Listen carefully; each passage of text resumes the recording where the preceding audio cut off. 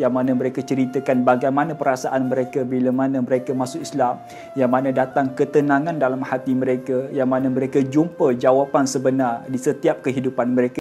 Assalamualaikum warahmatullahi wabarakatuh. Alhamdulillah wassalatu wassalamu ala Rasulillah wa ala alihi wa man walah. Baik, kalau kita tengok sepanjang dakwah baginda sallallahu alaihi wasallam, sepanjang Nabi bergelar ataupun menggalas satu tanggungjawab sebagai seorang rasul dan sebagai seorang nabi, ada satu peristiwa yang berlaku kepada Nabi yang memberi impak yang sangat besar kepada baginda sallallahu alaihi wasallam. Yang mana peristiwa ini antaranya salah satu yang menggembirakan baginda sallallahu alaihi wasallam, dan peristiwa ini merentasi negara. Merintasi negara yang mana berlakunya ataupun yang terlibat dalam peristiwa ini adalah dua buah negara, which is daripada negara Mekah dan daripada negara Madinah, yang mana dua negara yang berlainan, dua pemerintahan yang berlainan, dua suku bangsa yang berlainan dan dua sifat yang berlainan. Yang mana kita tahulah bangsa Arab Quraisy memang sangat keras. Sifat mereka keras. Sepanjang Nabi duduk dekat kota Mekah, hanyalah 300 orang sahaja yang beriman kepada baginda sallallahu alaihi wasallam, 300 lebih. Sebelum Nabi sampai ke kota Madinah, ada riwayat yang mengatakan sebelum Nabi sampai ke kota Madinah sudah pun ada lebih kurang 500 lebih masyarakat Madinah yang telah beriman kepada Nabi. Dekat sini kita boleh tengok bagaimana penerimaan Nabi SAW dekat kota Madinah dan bagaimana sifat terbukanya masyarakat Madinah, yang mana mereka nakkan kebenaran, yang mana mereka nakkan agama sebenar, yang mereka nak imankan, yang mana mereka nak mengimani agama tersebut. Itulah yang kita boleh belajar. Dan hari ini kita nak belajar bagaimana berlakunya satu perjanjian Aqabah antara baginda sallallahu alaihi wasallam dengan penduduk Madinah daripada masyarakat Madinah. Dalam sejarah Islam, kalau kita tengok, ada banyak perjanjian yang melibatkan baginda sallallahu alaihi wasallam, umumnya ataupun khususnya yang melibatkan Islam sendiri, di antara Islam dengan orang kafir, di antara Islam sesama Islam, di antara Islam dengan Yahudi, macam-macam perjanjian yang berlaku kepada baginda sallallahu alaihi wasallam. Dan daripada banyak-banyak perjanjian tu, ada satu perjanjian yang dinamakan sebagai perjanjian Aqabah. Apa maksud Aqabah ataupun kenapa digelarkan perjanjian ini perjanjian Aqabah? Disebabkan perjanjian Aqabah ni merujuk ataupun diitlakkan kepada nama tempat dekat kota Mekah. Dekat kota Mekah ni ada satu nama tempat yang bernama Aqabah, yang mana di situlah berlaku perjanjian di antara masyarakat Mekah yang diwakili oleh baginda sallallahu alaihi wasallam dengan masyarakat Madinah. Maka kalau kita tengok di hujung dakwah baginda sallallahu alaihi wasallam dekat kota Mekah, di hujung dakwah Nabi dekat kota Mekah, keadaan Mekah pada masa tu tak sama dengan di awal Nabi berdakwah. Kerana di hujung dakwah Nabi dekat kota Mekah, kita boleh tengok bagaimana layanan puak-puak Quraisy kepada orang yang Islam, yang mana mereka makin agresif, yang mana mereka makin berani untuk menentang Islam, untuk melawan Islam ketika mana dekat penghujung Nabi berada dekat kota Mekah. Antara faktor juga disebabkan Nabi tidak ada tulang belakang Nabi, which is ayah saudara Nabi Abi Talib ibn Abdul Muttalib yang telah meninggal. Dan Nabi juga tidak ada isteri baginda yang selalu je support sistem Nabi, itu Sayyidatuna Khadijah binti Khuwailid. Maka yang menyebabkan puak-puak Quraisy kafir ini mereka makin agresif, menentang Nabi, menentang semua orang masuk Islam pada masa itu. Dekat penghujung Nabi berada dekat kota Mekah, satu hari adalah datang satu rombongan daripada Madinah, yang mana ketika itu puak-puak Madinah ni datang ke kota Mekah, tujuan adalah untuk menunaikan haji. Ya betul, ibadah haji ketika mana Nabi sebelum Nabi isytiharkan kerasulan dia, sebelum Islam datang, ibadah haji dah pun ada. Yang mana Arab jahiliah dulu memang tradisi mereka akan menunaikan ibadah haji. Cuma bagaimana cara mereka buat, amalan mereka, kaedah mereka, kaifiah apa yang mereka buat, itu ikut kepala mereka sendirilah. Wallahu a'lam macam mana. Tapi dah pun ada. Jadi bila mana sampai musim haji, maka memang mereka akan pergi ke kota Mekah untuk menunaikan ibadah haji cara mereka. Lalu bila mana datang rombongan daripada Madinah, sambil-sambil menunaikan ibadah haji, rupanya mereka nak bertemu dengan baginda sallallahu alaihi wasallam, nak lafazkan kalimah syahadah di hadapan baginda sallallahu alaihi wasallam. Kalau kita tengok, ada riwayat yang mengatakan 6 orang kesemuanya yang datang ke kota Mekah yang membuat haji pada masa itu daripada masyarakat Madinah, tujuan dia adalah untuk bertemu dengan baginda sallallahu alaihi wasallam dan masuk Islam pada masa itu. Dan mereka ni di antara orang yang terawal masuk agama Islam daripada bangsa Madinah. Antara ramai-ramai 6 orang tu, salah seorangnya adalah sahabat baginda sallallahu alaihi wasallam yang bernama Sayyidina Uqbah ibn Amr, yang mana seorang sahabat yang terawal masuk agama Islam daripada masyarakat Madinah. Jadi mereka ni, kenapa mereka boleh datang ke kota Mekah dan nak beriman kepada Nabi? Kita kena tahu dulu kisah apa yang berlaku dekat kota Mekah. Kerana dekat kota Mekah ni sangat ramai puak-puak Yahudi yang selalu je mereka akan kata satu hari nanti akan ada Nabi akhir zaman. Selalu je mereka kata. Maka perbualan mereka, puak-puak Yahudi dekat kota Madinah, secara tak langsung mereka mengenali dan mereka tak sabar nak menunggu kedatangan Nabi akhir zaman. Lalu bila mana mereka dapat berita yang Nabi akhir zaman telah pun muncul, telah pun ada tapi berada dekat kota Mekah. Lalu 6 orang inilah, antaranya Uqbah ibn Amir, pergi ke kota Mekah untuk tujuan haji dalam masa sama untuk bertemu dengan Nabi dan masuk Islam.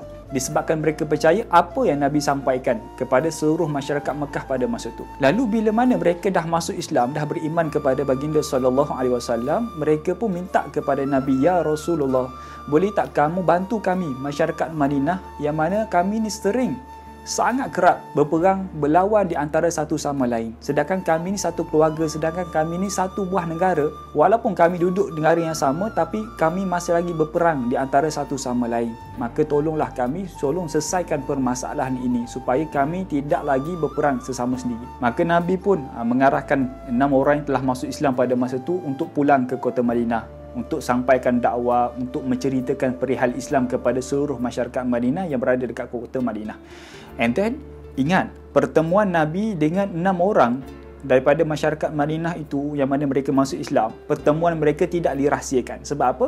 Walaupun keadaan pada masa itu agak macam sensitif, sebut nama Islam, ada orang masuk Islam sangat sensitif, tapi Nabi tidak rahsiakan pertemuan mereka. Yang mana pertemuan mereka berlaku dekat Aqabah dan sebagainya. Kerana bilangan tak ramai yang menyebabkan masyarakat Quraisy tidak mensyaki apa gerak kerja yang Nabi buat pada masa itu. Maka bila mana mereka pulang ke kota Madinah, 6 orang tu, maka mereka pun mula sebarkan agama Islam, menceritakan perihal baginda sallallahu alaihi wasallam, menceritakan perihal agama yang sebenar yang telah mereka anuti, yang mana mereka ceritakan bagaimana perasaan mereka bila mana mereka masuk Islam, yang mana datang ketenangan dalam hati mereka, yang mana mereka jumpa jawapan sebenar di setiap kehidupan mereka dan sebagainya. Itu diceritakan kepada seluruh masyarakat Madinah pada masa itu.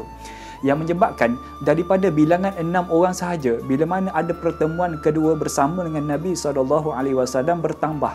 Daripada 6 orang, pertemuan kedua dengan Nabi seramai 12 orang. Yang mana 12 orang pergi ke kota Mekah semata-mata nak bertemu dengan Nabi dan nak masuk Islam, nak lafazkan syahadah di hadapan Nabi SAW. Maka ketika itu bila mana Nabi dengar berita yang 12 orang nak datang ke kota Mekah, nak beriman kepada Nabi, itulah kegembiraan yang datang kepada Nabi SAW. Sebab apa? Sebab dakwah Nabi bukan hanya berada dalam kota Mekah sahaja, tapi dakwah Nabi dah mula bergerak keluar kota Mekah. Itu yang Nabi gembira sangat kerana Islam makin berkembang dan sebagainya. Maka 12 orang ni yang nak datang ke kota Mekah, yang nak bertemu dengan Nabi, yang nak masuk Islam tu, 10 daripada mereka adalah daripada Bani Khazrah dan 2 orang daripada Bani Auf. Yang mana memang sering kali bila mana sebut puak-puak Ansar, memang akan ada 2 bangsa yang sangat ataupun 2 bani yang sangat famous, Aus dan Khazraj. Lalu bila mana mereka dah sampai ke kota Mekah dan beriman kepada Nabi SAW dan bertemu dekat satu tempat yang bernama Aqabah. Tempat kita lontar jamrah itulah, yang mana pernah pergi ibadah haji ataupun umrah, yang akan tahulah tempat mana pertemuan Aqabah itu berlaku. Maka bila mana mereka dah pun beriman kepada Nabi, dah pun berbai'ah kepada baginda sallallahu alaihi wasallam, antara perjanjian mereka dengan Nabi sallallahu alaihi wasallam adalah Nabi kata jangan mensyirikkan Allah Subhanahu wa taala. Apa jua kamu nak lakukan, asalkan kamu tidak mensyirikkan Allah, tidak menduakan Allah Subhanahu wa taala. Bila mana mereka telah pun berbai'ah kepada Nabi sallallahu alaihi wasallam dan mereka nak pulang ke kota Madinah. Bila mereka nak pulang ke kota Madinah, Nabi kirim 2 orang sahabat Nabi yang menjadi perantaraan Nabi SAW, yang menjadi tempat rujukan kepada masyarakat Madinah pada masa itu. Hantar 2 orang sahabat Nabi SAW. Yang pertama sekali Nabi hantar Sayyidina Mus'ab ibn Umair, yang mana kita famous lah Sayyidina Mus'ab ibn Umair ni macam mana sifat dia, perangai dia macam mana. Dan yang kedua adalah sahabat Nabi yang bernama Abdullah ibn Maktum, yang mana sahabat Nabi ni, Abdullah ibn Maktum ni adalah seorang yang buta, tapi Nabi tetap hantar beliau ke kota Madinah, tetap beri tugas kepada beliau untuk menjalankan ibadah dakwah kepada masyarakat Madinah. Walaupun dia buta, tapi tidak menjadi satu sebab untuk Abdullah bin Maktum untuk tidak berdakwah kepada orang lain. Walaupun dia buta, tidak menyebabkan Abdullah bin Maktum ni menjadi satu alasan untuk dia tidak sampaikan Islam kepada masyarakat Madinah pada masa itu. Maka pergilah mereka berdua ke kota Madinah pada masa itu. Yang mana bila mana mereka sampai dekat kota Madinah, mereka tinggal dekat rumah seorang sahabat Nabi yang terawal masuk agama Islam. Sahabat ni seorang yang kaya lah, yang bernama Sayyidina As'ab ibn Zurarah, yang sangat kaya pada masa itu.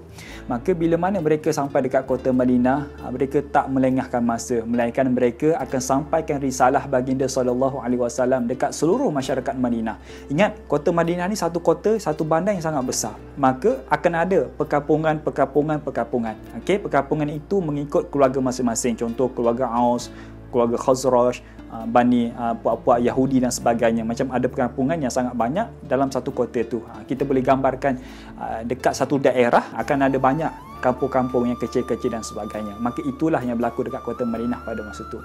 Lalu bila mana mereka sampai dekat kota Madinah, mereka tak lengahkan masa, melainkan mereka sampaikan risalah baginda SAW. Mereka masuk ke satu kampung, menyampaikan apa arahan daripada baginda SAW, menceritakan perihal Islam, menceritakan perihal baginda SAW. Bila mana mereka masuk ke satu kampung, ceritakan perihal Islam, menyebabkan makin ramai lagi yang tertarik dengan Islam, menyebabkan makin ramai yang kerap telinga mereka dengar perihal Islam. Okey, mungkin ada orang yang kali pertama dengar pasal Islam, mungkin mereka tak ambil endah. Tapi bila mana banyak kali dengar pasal Islam, kelebihan Islam, keistimewaan Islam, boleh jadi itu di antara salah satu sebab Allah beri hidayah kepada mereka, yang mana mereka ni rasa nak mengetahui apa sebenarnya ajaran Islam ni. Apa sebenarnya ajaran Islam yang berlaku kepada sahabat Nabi yang bernama Suhaib Ar-Rumi, yang berlaku kepada sahabat Nabi yang bernama Salman Al-Farisi, yang mana bila banyak kali dengar perihal agama sebenar Nabi akhir zaman, menyebabkan mereka tertarik nak tahu lebih dalam lagi apa sebenarnya agama sebenar dan sebagainya. Okey, di setiap video yang saya buat, mesti akan ada orang tanya, Ustaz, beli kat mana baju tu? Baju tu nak dapat kat mana? Okey, sebenarnya baju ni, saya dah dapat 4 bulan lah lebih kurang. Saya dapat sampai ke rumah saya. And then dia ada banyak color untuk baju ni. Okey, pertama sekali saya nak komenkan dari sudut kualiti baju ni. Okey, dari sudut kualiti saya boleh bagi A lah. Sebab apa? Sebab bila mana saya pakai, selesa tu nombor 1. Selesa, and then bila mana saya pakai, kemudian saya basuh, saya jemur, pakai, basuh, jemur beberapa kali, tidak ada defect pada kain baju ni, tidak ada macam pakaian warna luntur dan sebagainya, tak ada untuk baju ni. And then dari sudut jahitan pun okey, sebab ada satu baju yang saya pernah belilah, okey, bila mana kali pertama kita pakai okey, kali kedua pakai okey kan, tapi bila mana sebulan pakai, ada jahitan tu rosak ke, jahitan tu tercabut ke dan sebagainya. Tapi untuk baju ni, untuk kedai ni saya dah beli, saya dah pakai 4 bulan. Bayangkan 4 bulan. And then saya ada ke semua color, ke semua yang okey, ke semua yang elok untuk jahitan baju ni. And then untuk pakai dekat Malaysia, saya kira sangat sesuai sebab dia tak panas. Dia tak panas. Bila mana anda nak keluar pada tengah hari ke petang ke, tidak ada masalah, sangat sesuai. And then baju ni saya kira sesuai lah kalau anda nak pakai untuk majlis ke, untuk mana-mana event ke, nak buat pergi masjid pun sangat sesuai. And then kalau anda nampak kat bahagian lengan ni, dia ada butan untuk kita butankan. And then cuma saya tak butankan lah, okay, selesa macam ni. And then dekat bahagian sini dia ada 2 butan juga.